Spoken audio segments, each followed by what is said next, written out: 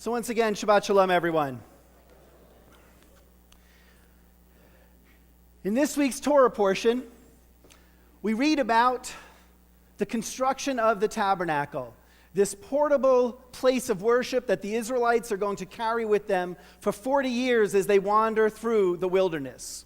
Much has been said about how the tabernacle and its building reflects the story of creation. How in terms of the verbs that are used, for example, it parallels the Genesis chapter 1 in the description of the creation of the world. And not only are the verbs similar, but the stages of creation, 7 distinct stages of creation of the tabernacle reflecting the 7 days of creation. Even down to this, at the very end of creation in Genesis chapter 1, God looks at God's creation and God blesses this creation. So too, in this week's Torah portion, at the end of chapter 39, as the tabernacle is completed and all of the different components are built, Moses looks at all the work that the Israelites had done, and the Torah says, Moses blessed them, blessed their work. But here's the part that the Torah doesn't actually share. What was the blessing? What did Moses say about these things? What was the word? What were the words that he offered up? Some suggest it was the priestly benediction, that this was the first utterance of the priestly benediction. But the Torah is completely silent on the matter, which leaves us open to speculate. And I would like to suggest that the answer to the question of what did Moses say when he blessed the tabernacle can be found actually at the beginning of the tabernacle, where it uses a very curious word to refer to the Mishkan. In the Hebrew and in the text, in the beginning of chapter 38, it doesn't say that Moses took an accounting, for example, or the Israelites just built the Mishkan. It refers to this Mishkan as the Mishkan HaEdut, which would literally translate as the tabernacle of testimony. So here's one question that will help us answer another. What exactly was the tabernacle testifying to?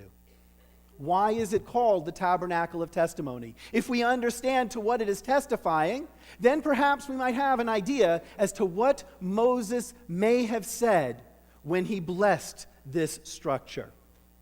In order to understand why it's called the tabernacle of testimony, the Mishkan HaEdut, we have to reflect upon an argument that occurs within rabbinic tradition going back 2,000 years. And the argument is this. Did God, when God took the Israelites out of Egypt, did God really intend to build a Mishkan, to build a tabernacle from the get-go, or not?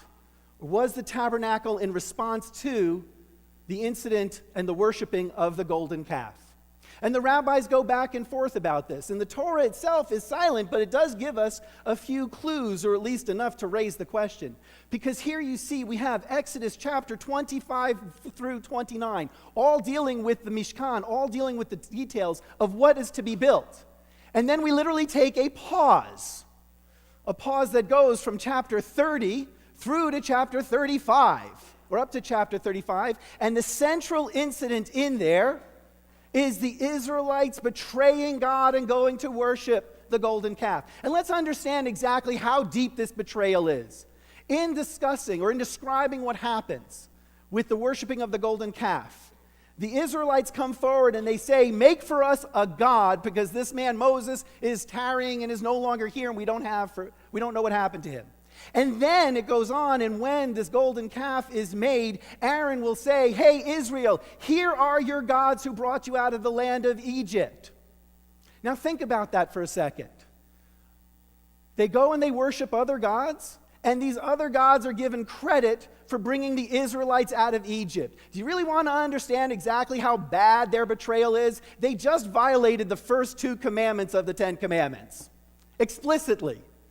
And the text wants us to understand this.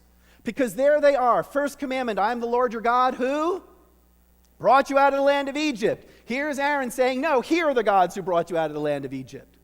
The second commandment, you shall have no other gods besides me. What exactly are they doing? They're worshiping other gods. So in this moment, they violate the first 2 commandments. By the way, the only 2 of the 10 commandments given in the first person, directly addressing the Israelites. the ones that according to rabbinic tradition are in fact the ones that they actually heard before they became so overwhelmed by the experience that they said, "Oh, Moses, you go up, we'll stay back." Their betrayal of God is profound and it is complete. That is the incident that sits in the middle of the description of what they should build and that they actually did build it. And so some rabbis come along and they say, no. God always intended there to be a Mishkan. God always intended there to be a tabernacle, a place where sacrifices could be offered. By the way, do you know who really likes that interpretation? Priests. Priests really like that interpretation. Why do the priests like that interpretation? Because they wanted, understood, and believed that offering up animal sacrifices was always considered to be the way of worshiping. And that was always what is intended, even when God took the Israelites out of Egypt. However, another group of rabbis, and they come along and they go, not so fast. Not so fast. First, they note that offering sacrifices in the temple are never mentioned, not even once, in the Ten Commandments. Not once. And second, they note that by putting the building of the Mishkan on either side of the incident of the golden calf, it begs the understanding that the temple was never intended to be built when God first liberated the Israelites from Egypt. And if it was never intended, what's it there for? So the most common answer is that we built the temple because God realized, according to Maimonides, the 11th century sage, philosopher, doctor, leader of the Jewish community, that God realized that these Israelites that he'd taken out of Egypt simply weren't ready. They were not ready for the freedom bestowed upon them. They were so tied to their ancient forms of worship that God could not separate them from their sacrifices, that they needed that tangible sense and tangible presence of God that they could communicate and have a sense of proximity and presence. And so God said, look, they were going to worship a golden calf. Okay, I didn't really want a temple, the overhead, it's a pain, but look, we'll go with it. We'll go with it. You can have your temple, just don't worship any more golden calves. That's one understanding. However, I'd like to share with you another. Rabbi Shlomo Yitzchak, otherwise known as Rashi, that great medieval sage, commentator, thank you, living in and around 1040 to 1105, says the following. He picks up on this phrase in our Torah portion, Mishkan HaEdut, this tabernacle of testimony. He says, what's it testifying to? Here's what it's testifying to. It's testifying to the fact that God forgives the Israelites. How so? Because God is willing to let God's home, God's presence, dwell amongst the Israelites. Oftentimes, when someone betrays us to the very core of our relationship with them and hurts us in the most profound way, the reaction of most people is to pull back, to step away, to divorce themselves from and move away from that person, either literally but often figuratively. Whether it's within the context of a marriage, a friendship, it doesn't matter. When we are betrayed, we are hurt to the core. And the response is distance. But here God comes back and says, no, I understand that's how people might respond. But in the words of Rashi, God's not a person. And God realizes that God has to show in a tangible way that God forgives the people. And what better, more tangible way than letting God's house be built amongst the people? It is the evidence of God's forgiving them for this most painful of painful betrayals, that God's presence would still dwell amongst the Israelites.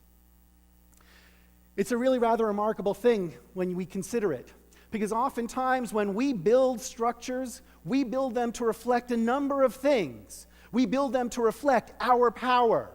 We build them to reflect our wealth. We build them to reflect our achievement, our status. We build them so that they inculcate a sense of awe in the people walking in, so they should have a sense of the greatness of whatever that structure is directed towards. A house of worship, the greatness and awe of God. Government buildings, the greatness and awe and power of a government. our homes, the same way. And yet here, the Mishkan is built in a totally different manner. We talk about the gold and the silver and the bronze that were brought forward, but all those things were inside. We talk about the beautiful threads and fabrics that were used to create the coverings for the Mishkan, but all of those things were covered by a huge, if you will, tarp. So that on the outside, the Mishkan actually looks quite plain. Because as Rashi suggests, it's not about inculcating awe. It's not about God's greatness. It's not about how wealthy the Israelites were or how generous they were. That structure represents and symbolizes forgiveness. That's what it comes down to. And that is what it testifies to. It's called the Mishkan HaEdut, the Tabernacle of Testimony, because its presence, its existence shows that God forgives. And so here I think we have potentially an answer as to what Moses may have said when Moses blessed the people and blessed their work. I'll suggest one way of looking at it.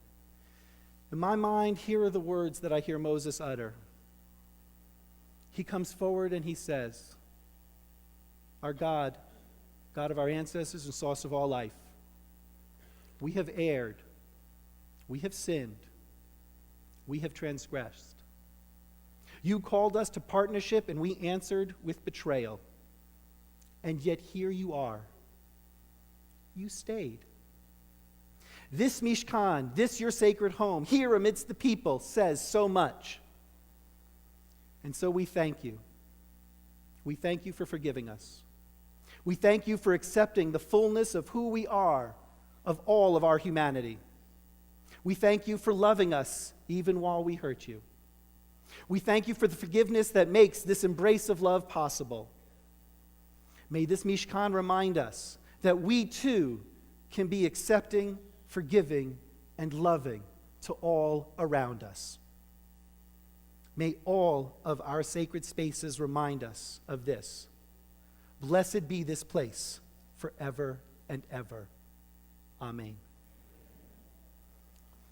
We who are created in the image of God, who come to a place like this, need to come here and understand the lesson that Rashi elucidates, that the rabbis speak of, and that the Torah desires us to bring into our hearts when it calls the Mishkan a Mishkan HaEdut, a tabernacle of testimony. For we who are created in the image of God are called upon, just like God, to be accepting, to be loving, and to be forgiving to all who are around us. For it is in that way that we too will be able to be surrounded by space that is truly blessed.